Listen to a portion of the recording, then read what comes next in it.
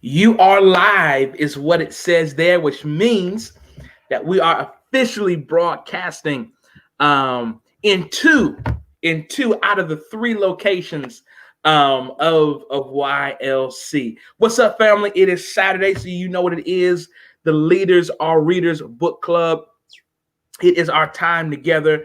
You've been here every week. We appreciate your participation. So you know what I'm about to ask you to do.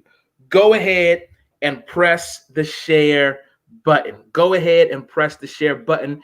We were not here last week, Denisha, right? We weren't here last week.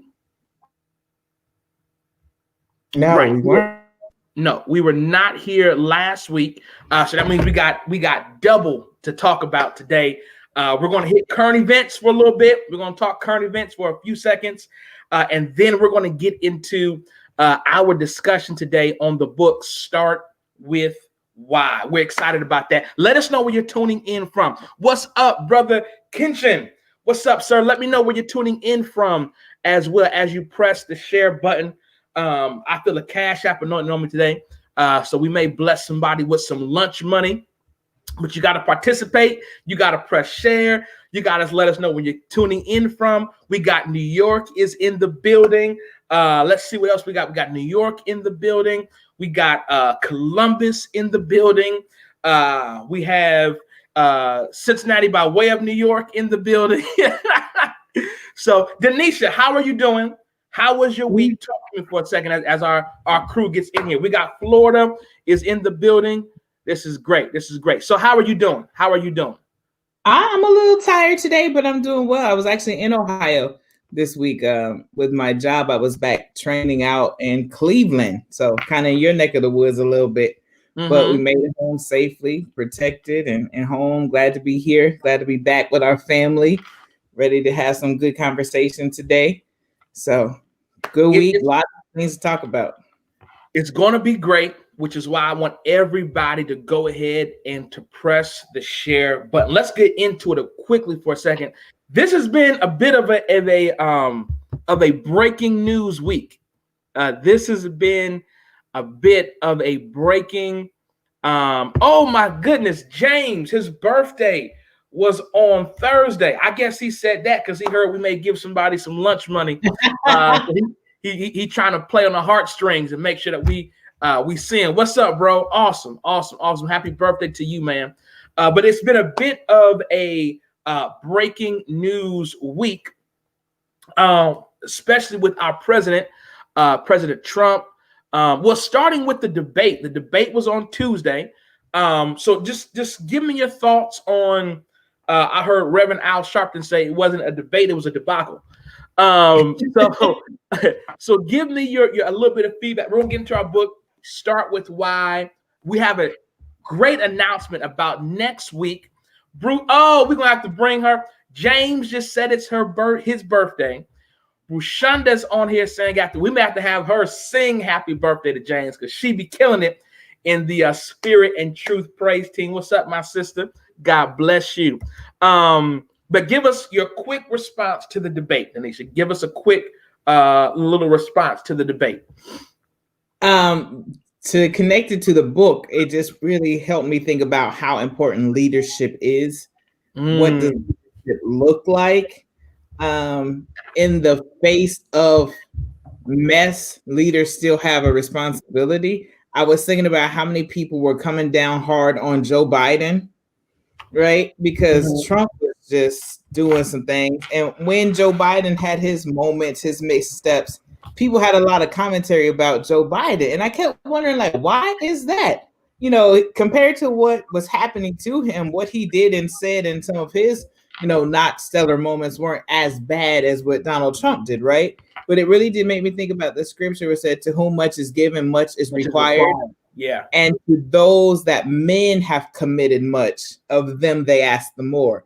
And I think sometimes, in leadership, we don't really realize that when you have a certain anointing, a certain level of respect, people expect more from you. I don't think anybody went into the debate expecting a lot from Donald Trump. I do think people went into the debate expecting a lot from Joe Biden. rightfully or not, whether that was the right expectations or was it more pressure? Did he have more to live up to? Sadly enough, he did. And I think that he still did well, don't get me wrong, but I just think he kind of got the short end of the stick a little bit. But it just made me think about how important leadership is, and it matters. And I think that's what our book is really focusing on, that as leaders, we have to have a different response. We have to have a different stance. There's different expectations of us. And people are looking at us to see how we're going to handle really negative situations. I get it. And then with the news with President Trump, who now has the COVID-19, I have not. It's been a cook breakfast and hang with your children Saturday. So I haven't really, done much CNN today. So I don't know the updates or, all things that are going on in that way. But it's been a breaking news week. But let's get into the book. I want you guys to go ahead and press the share button. Can I ask you a question real quick before we get into the book? Can you ask me a question? Yeah. Yes. So I know we've talked a lot in this space about mental health and emotional capacity and dealing with our emotions. I think it might be a disservice to maybe not talk about emotions as it relates to what we think and feel about President Trump having the contracted the virus. I think that for some of us, we might feel ourselves a war in our members about what should our response as believers be regarding the fact that he has COVID-19. Mm-hmm. What are your thoughts on that? Say it again. I said, what are your thoughts about that? I think overall, we don't want to let our good be evil spoken of.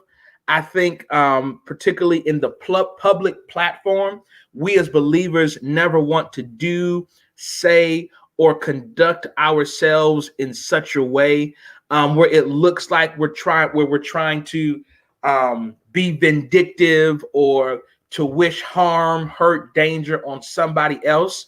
I'm not here to tell anybody how to pray, if they pray, what to pray. But I do think that as believers, we have to be cautious about how we conduct ourselves in the public setting.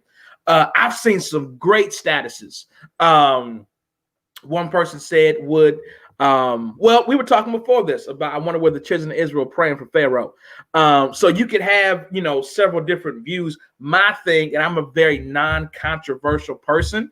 So I'm always going to push for the non-controversial post. So I have my own personal opinions, my own views, but surely I don't wish death on anybody. Surely I don't wish, hurt, harm on anybody. But I think that this is a balance of reaping and sowing. If you're going to push an agenda of we don't need to wear no mask and it's a hoax and all this type of stuff, I think that when you have to reap the consequence of your actions, then we don't wish hurt or harm or death upon anybody. But one person says it is what it is. So you just have to just navigate and always make sure that this little light of mine, I'm going to let it shine everywhere I go. So yeah, what about you? Well, you asked me, so I'm guessing you have a thought. So what about you? No, the only thought I have really is I think we just have to hold space for our emotions. I think sometimes in faith spaces, we are pretentious. We pretend a lot of things. And if we're really going to walk in freedom, part of the freedom is actually, David said in Psalms 51, you desire truth in the inward parts. Mm-hmm. So really actually identifying what our truth is. Again, doesn't mean we have to promote our truth. Don't mean we have to post our truth, but really acknowledging our truth. And I think there are a lot of believers who are struggling right now with what should their response be, or knowing what their response should be and not feeling that response. So, I said to someone yesterday, it's hard to walk in love. A lot of times it's easy to walk in love when it's something that is favorable or there are people who are loving us back. But when the rubber meets the road, when it's time to let that light shine, it's not always easy. And I know that a lot of people are having that conflict. Paul talked about the war in my members.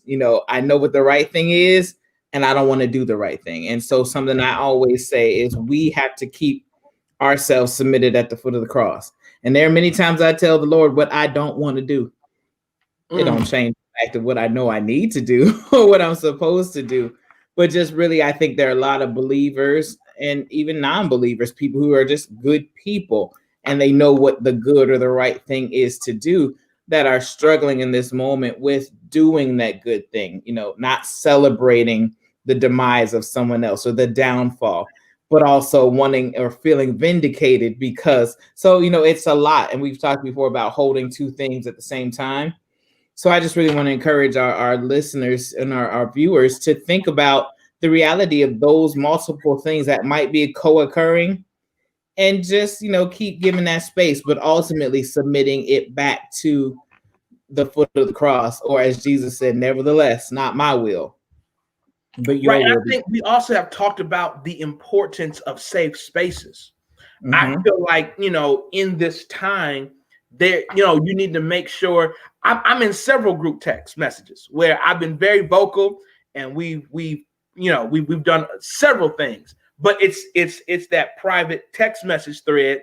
It's not a braid of statuses that may make somebody feel a particular type of way. I will say this, and I've said this privately, and I'll say it publicly. I was going to do a status, but I'm not the best at, expressing myself via words. This is what, and I'm very, and we're going to get to the book, I promise you, but this is Denisha's fault. She got us on this rabbit trail. It is, let me know in the comment section. This has been I've said to somebody in private, this is the frustrating part of being an African-American Christian. Okay. This is the frustrating part about being an African-American Christian, because evangelicals who scream, I don't care how y'all feel, he's the president and we're supposed to play for all that. They weren't saying that with Obama, right? They weren't saying that. So now that President Trump has COVID, they weren't posting nothing about praying for George Floyd. They weren't posting nothing about praying for Breonna. Nothing. Now they kind of try to give you this guilt trip if you do feel a validated way about it, and how, well, that's not showing love, and that's this and that. And that is the frustrating part, and why I can honestly see why at times people have a bad taste of Christianity and it being the white man's religion. And we talked about that in our last book, and we kind of debunked some of those myths. But from a very surface level, this week, the last 48 hours, I felt that frustration, and I've been able to voice that, in some of my private matters. Like, I want to act like them. Like, they was bashing Obama, and he was healthy. They was bashing Obama, and he like. So now that we got a chance to clown a little bit, I want to clown. But because I got the Holy Ghost, because I really love Jesus, I have not done so. So I will say this is, the reality of the frustration of being a Black Christian sometimes plays out when you have a moment, or when you want to be as petty and as immature as them.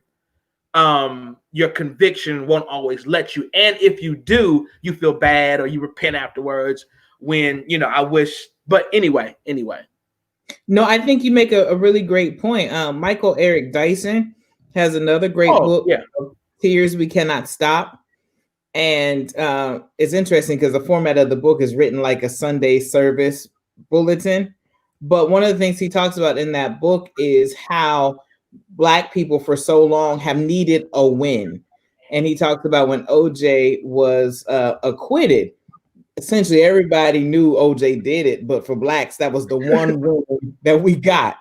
And I think that this sometimes feels like that when you said how African-American Christians are often given this guilt trip. It feels like a win. It feels like you reap what you sow. Or as Brother Malcolm said, the chicken's coming home to roost. And how not to celebrate in that moment. And that's a conflict. It's hard. I get it. And I can't say I've successfully navigated that over the last 48 hours. But it's a fact. And I think, again, when we speak truth, when we present truth, God can work with that. And so I think for a lot of us over the last couple of days, it's been interesting to just sit in that emotional space to see our reactions. And because there's often injustices, we try to find justice in some space. And not putting it on God either. You know, I'm gonna be honest. I told the Lord several times, "Do your work, Lord. Do your work." I'm not saying that that's the Lord. I'm just saying, Denisha, in my flesh, said, "Do your work, Lord." I can't say I lifted up strong prayers of intercession. But I know the Bible calls us to, obey those who have authority over us, because authorities are given by God. I know the Bible talks about praying for leaders, I'm praying to get to that place. Y'all pray with me. All the viewers in YLC, y'all pray with me. We trying to get there, y'all. We trying to get there. Well, listen, let's transition to the book. Okay. This is our final week. Next week, we're starting a new book. You'll see a flyer about it this week. And you're going to have a special guest next week. I'll say it that way. You're going to have a special guest next week. And I am excited about it. But we're going to conclude the book today. I really want to focus on chapter 6 because this, as I was kind of just going through the book, chapter 6 really gave me almost like the church leadership view on how to treat our employees, how to treat our volunteers. And really, when it comes with the start of why, he talks about the golden circle, not discussing what you do, not discussing how you do it, but discussing why you do what you do, why your product exists. In doing so, you'll see a greater push of loyalty, of trust. We've dealt with manipulation and inspiration, different type of tactics to get people to purchase what you have. This is a great book. I've read it with my church leadership hat on. Luckily, we have entrepreneurs on here. We have church leaders here. We have chefs, cooks, singers. So you could really take this and apply it to however it fits or wherever it fits you doing what you do. But he really talked about in chapter number 6, we're always taught that the customer is right? And we make all these adjustments for the customer and for whoever's patronizing our business.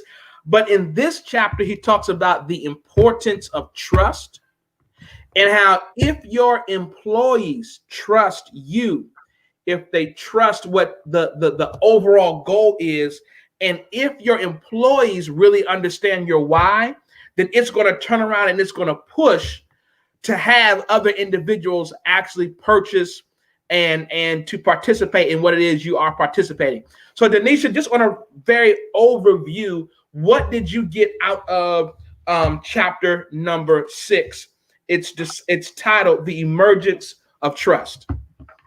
A couple things came to me. One of the first things I highlighted was trust is a feeling, not a rational experience. And our last time together, looking at some of those chapters where we were looking at the parts of the brain, and the midbrain or our limbic system is where our emotions live. And then the front or prefrontal cortex is where our thinking, reason, decision-making lives. And the connection and sometimes disconnection between those two parts. When he's talking about trust, he's essentially saying it really doesn't have anything to do with reason. It has everything to do with feeling. And if we're spending too much time trying to get people to reason it, like, why would I buy Tiffany and Company? Because I like it. I feel good when I have it on. Let me pull it down so y'all can see it. I feel a certain way when I wear it. I feel a certain way when I go into the store.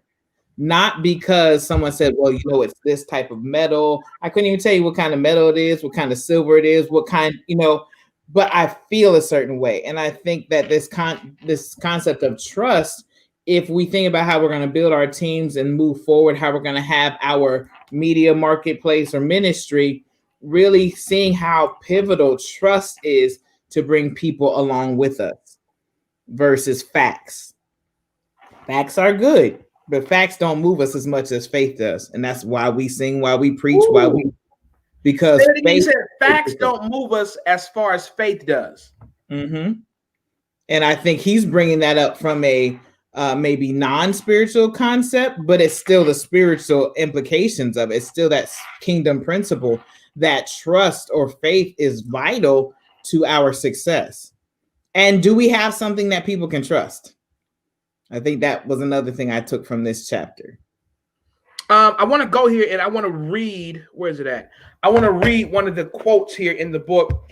It says, trust begins to emerge when we have a sense that another person or organization is driven by things other than their own self-gain. Mm-hmm. I was thinking about that from a church leadership perspective, and how in order for the church to thrive, and by the church, let's be specific, our church to thrive as leaders, what are we doing to convey the message that this service or this ministry's effort or whatever it may be, it's not here for me, right? But we're here to serve the greater good. And really just in general, when we look at the gospel, that it's not a self-centered, let me, do it for me, yada, yada, yada. But really, how can I convey this message to our volunteers? I'm thinking about ushers, to the parking lot staff, to the point where as they begin to function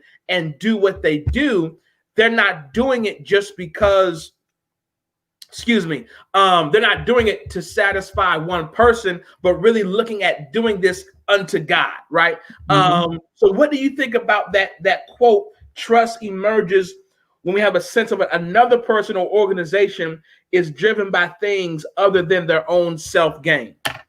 Yeah, I highlighted that part too. And I think it's also connected to the other part where it says you have to earn trust by communicating and demonstrating that you share the same values and beliefs.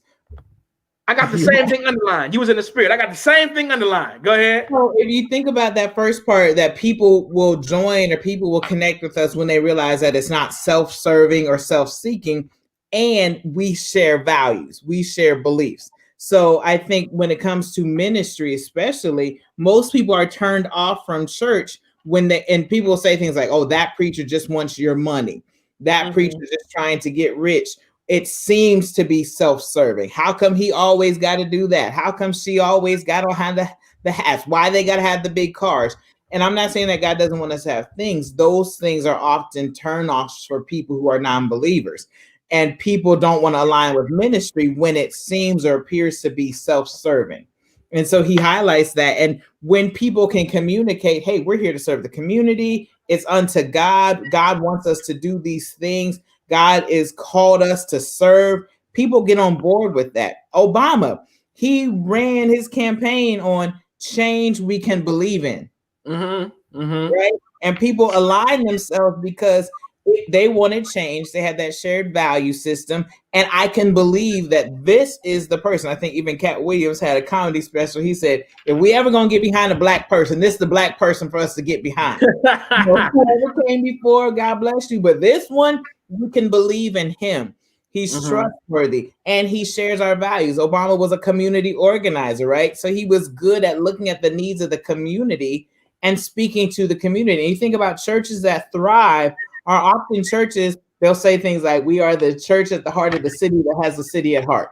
But they don't have the city at the heart. But churches that really go out there and do things, they have, the back to school drives, they have community outreach, and people in the community support that church because it's change they can believe in and that they can align themselves with. When the Reverend's at the barbershop, they know Rev here, he's cool, he's looking out for us, he understands us, he wants to be with us. No, I agree. And I was even thinking about how do we balance that, right? How do we balance, because I think a lot of that comes with our media, us posting about helping and loving and serving and giving to the needy and yada, yada, yada. But also the scripture talks about, don't let your left hand know what your right hand, is doing. So how do we balance that as believers in because I don't like when people do the whole, hey y'all, I'm about to bless this waiter with a big tip, and they broke right now, and they kids so let me. Like I don't like that, but at the same time, I do get it that we do get the guy. They just want your money, or they're just doing this for that. So my question would be, how would you say we balance not doing things to be seen, but to make sure that we're seen when we do things, so that the community, or so that those who we're trying to win, can actually understand that some of those myths, thoughts, and lies are just that, lies? So I'll answer it two ways. One, he gives us an answer. He says you have to talk about your why and prove it with what you do. Jesus did stuff, right? He performed miracles, and then he told the people, don't go tell nobody who did it. Just keep this between you and me. Because he knew it needed to be done. He knew they had a need. And the people went out and told. So I think when it comes to how do we do things not to be seen, is we do it and we let other people go tell it. We prove it to the people that we're called to, and we let them go be the witnesses. Jesus didn't have a public relations team. Jesus didn't have a media department. He just went out and did. The Bible said he went about doing good. He went and did it. And the people, the woman at the well said to the whole town, come meet a man that told me everything I ever did. Surely this is the Messiah. If we would communicate our why, tell people who we are and why we're there, and actually prove it to them, they'll become our greatest public relations department. We won't have to spend all of our resources on marketing and all. You will have, word of mouth referrals are one of the best ways to get referrals. Probably 80% of my client population are word of mouth referrals. I don't advertise it. I don't put it up. I don't even promote. When I go and speak somewhere, I'm going to talk about mental health, and then 10 people are like, can I be a client of yours? I didn't come to be a therapist. But when we allow the work to speak for us, then people will go and tell. We get so caught up trying to prove and tell everybody what we're doing that we never actually do it. So if we would go and do the work of the ministry without the cameras, without all the flash, people will come and see because they had a life-changing experience. No, I think you hit it on the head. I think I have no follow-up. I do like the push of why, not just in how we serve, but as we know in business, not just in business, but even in the church world, there's going to be ups and downs. There's going to be Sundays where everybody's there. It's jam-packed. There's going to be Sundays where you're going to be like, what happened? Everybody had vacation this same week. And I like this. It's not long, but he says a billionaire doesn't need to work. Money becomes a way to keep score, a relative account of how things are going. Even a billionaire who loses millions due to poor decisions can get depressed. Although the money has zero impact on his lifestyle, no one likes to lose. In this, he talks about defining your why and just kind of what does success look like. Like success for you is not success for me, but defining what it is. How do we take the why that we have while we're doing things to help mold and to shape and to define what's successful for us? Well, I think for me, it's often, why did you do it? Not business, but let me use another example. Sometimes, like around the holidays, I love Christmas and I love to give people gifts. And when I'm in the store, I see something, I think, oh, Lewis would like that. Oh, Justin would like that. And when I give it to people, and if they're kind of like, thank you. And if I have some kind of feeling, if they didn't post it, or if they didn't tag me on Facebook, say, oh, what a wonderful gift, and my flesh start to kind of rise up, and the Holy Spirit remind me, well, why did you do it? Did you do it because you wanted to be seen? Did you do it because you wanted? And I'll say, no, I did it because I wanted them to have it. And he says, okay, well, they have it. All right, now success is different.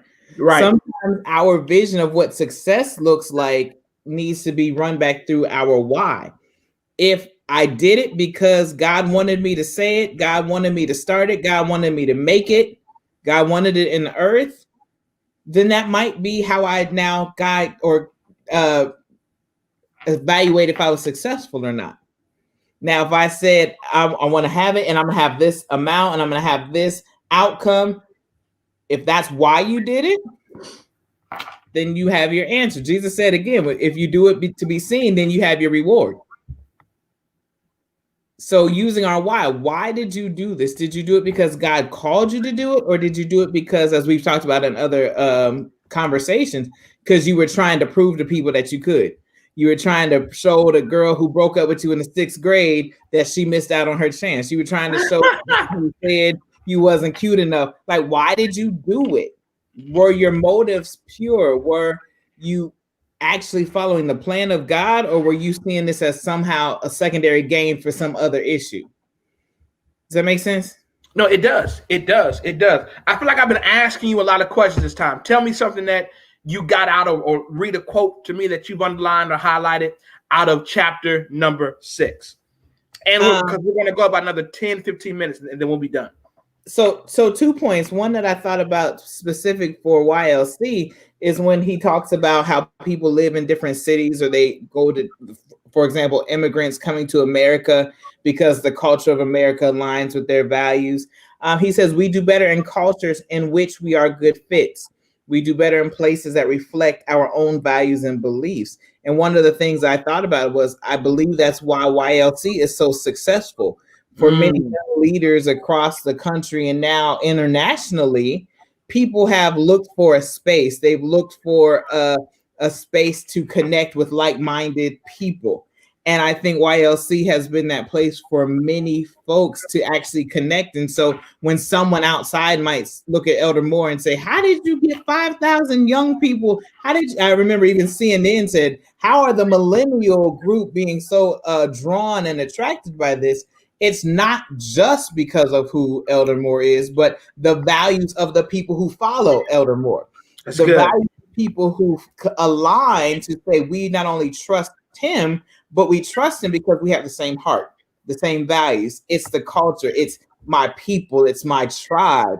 And so when he was talking about that, it made me think not only about YLC community, but if we're going to do things great in the world and our own means, whatever God has called us to do, we have to look for people who are like-minded. And I know that, Mark Elmore has shared this on his own status, but even in the YLC team, he's very intentional about, if you don't fit this culture, like if you don't fit how we run things and how we do things here, then you are anointed, you're amazing, you're gifted, you're talented, you're just not going to work out here. And even when he talks about, I thought I had it, great companies don't hire skilled people and motivate them. They hire already motivated people, and then they inspire them. So I just think, even from a leadership lesson with this being YLC, definitely even learning, from Mark, from Elder Moore, and how he does things, because it's definitely, as you said, a push of not just him, but the community and the desires and the goal and the why. The why is a huge piece. So I'm gonna let you get to your second point, and then we're gonna get ready to wrap up. He said, when you fill an organization with good fits, those who believe what you believe, success just happens. Yeah. In other words, you don't hire for skills, you hire for attitude. You can always teach skill. I think a lot of times I've seen, as an organizational consultant, I've seen organizations, even in my own organizations, when you pick people for certain reasons, if they're not good fits, either because they don't share the same values, they don't share the same vision, you will either be successful or you'll be frustrated, right? So he talks about how we align our teams. And I think for anyone who's in this space of, continuing what you started or beginning a work for the Lord, really utilizing this wisdom around, how do you build your team?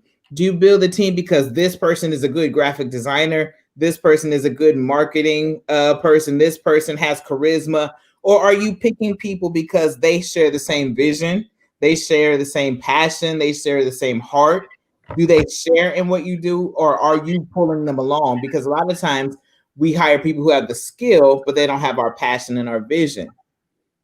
And I think a lot of times leaders of ministries find themselves frustrated because they have qualified people around them, but they don't share the same heart for the ministry or the same mission of the business. And the work still falls all on the shoulders of the leader or the visionary. And even in that, it's understanding that they don't need more skill, they need more inspiration. So even from a leadership perspective, being able to discern and figure out and to really realize, all right, they got all the skills, they got all, like, you know what, they need some inspiration, or they need, and then understanding if that's not there, this may not be the fit for you, you know, or maybe you're great in this area, but you know what, let's have you help out with the ushers, because you just, let's move you over here or wherever it may be, when that why lines up. Well, today, go ahead. I think inspiration is key, but I also think we have to really think about purpose and passion, because I can inspire your passion. I can't give you purpose or passion, though. So if I say to you, Lewis, what do you want to be? And you say, I feel like I'm called to preach. Okay, if I got you working in the sound booth and you don't like soundboards and equipment, one of the things I tell people all the time is I do people, not things. Can I do a thing? Yeah, but I'm probably going to mess it up. Like, I don't like Excel. I don't like all the technical stuff. I'm not good there. But give me a person in any situation, I can do that. A lot of times we're trying to inspire people who are not passionate about what we're even asking them to do. And then that's energy on my part trying to inspire you. Come on, come on, come on, come on. And you're never going to get there. Versus if I find what you're passionate about, I might not even have to inspire you about it. You'll come in like, oh, I was looking at this sound system. I was looking at this option. We can do this. It'll take our broadcast to the next level. And I'm like, great. I knew we needed to get there, but I didn't know how. But you have the passion and you actually put the energy behind getting us there because that's what you were passionate about. Mm-hmm. Mm-hmm. And my inspiration is, yes, go do it. And you take it and run with it. And that's the beauty of having that why and knowing where people fit, because the vision isn't supposed to get with you and you maintain it. The ideal is for me to give you this vision, give you this idea, give you this concept, and then you take it, blow it up, it grows, it does what you have to do, and you're good. You're good. And that's what Habakkuk said. He said, write the vision so they who read it can run. A lot of times we are trying to run with it versus finding the runners. God told me before, he said, look for your audience, look for your harvest, those people that are assigned to be a part of what you're doing, because everybody's not my audience. Everybody's not my harvest. And if I'm getting upset by the part of the vineyard that somebody else is supposed to be working in, and I'm missing out those that God sent to me and sent me to, then I'm missing my runners of the vision. Mm-hmm. And I'm holding God guilty of, well, God, you said, and I guess you didn't. And God, well, I'm disappointed at you, but I made the mistake of who I thought was my vision runners. That's good. And that's what he talks about in this chapter. I love it. I love it. I love it. What closing thoughts, views, words would you have to our audience as we close out? Start with why. I think something else I took from this chapter that was really some self-accountability is really looking at our responsibilities as leaders, whether that's in ministry or anything, because he talked about some of the different leaders and their styles. And I think it's often misplaced blame to say, well, the reason we weren't successful was because of y'all. But really having some introspection about, what did I do? Did I pick the right team? What was my reasoning? How did I inspire? How did I assess? What was my responsibility in the success of this, as well as the maybe failure in this? And then learning from those failures, not, giving up completely, but using that as learning points, but recognizing at the end of the day, if God gave me the vision, then I have responsibility for it. And I need to be wise in how I pick people to partner with the vision, how I am leading or using that vision to move forward. And again, having some ownership about what I did or didn't do to make this a success. I love it. I love it. This is a must read. Is something that I read a while ago. Reading over it again was such a blessing, motivation for some stuff that I'm working on, challenging and things of that nature. Like I said, next week, we're going to have a special guest. You'll see some information this week, I believe, with the flyer, with some details. But make sure you are in the building next week, Saturday at 1 p.m. Over the next 4 weeks, there will be a new book. There's going to be a special guest. You want to make sure you're here. You want to make sure that you're ready. We appreciate you guys. Press the share button. Somebody needs to watch the recap, watch the replay to get some of these nuggets. And we will talk to you all later. All right. Have a good one. Peace.